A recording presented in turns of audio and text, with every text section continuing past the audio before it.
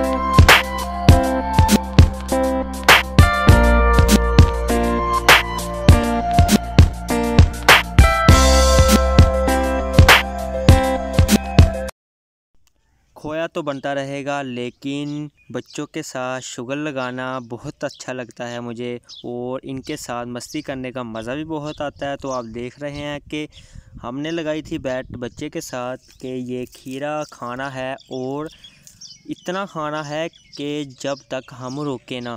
तो बच्चा खाई जा रहा है, और जितना हो सकता है वो कोशिश कर रहा है कि कम वक्त में ज़्यादा खीरा खा ले। तो चलें दोस्तों, फिर चलते हैं अपने टॉपिक की तरफ, जो कि खोया बिल्कुल तैयार है। साथ हमने लगाई थी बच्चे के साथ गपशप लगाते लगाते हमारा खोया रेडी हो चुका है। दोस्तों आप देख सकते हैं कि ये ओरिजिनल खोया जो आप देख रहे हैं तैयार है, रेडी है। तो दोस्तों मैं उम्मीद करता हूँ आप लोगों को मेरी वीडियो पसंद आई होगी। तो दोस्तों मेरी वीडियो को लाइक करें, शेयर करें, सब्सक्राइब करें, और आने वाली वीडियो को देखने के लिए बेल के बटन को लाजमी दबाएं। तो दोस्तों अब दें मुझे इजाज़त, इंशाल्लाह नेक्स्ट वीडियो के साथ मैं आऊँगा जल्दी। अल्लाह हाफिज़।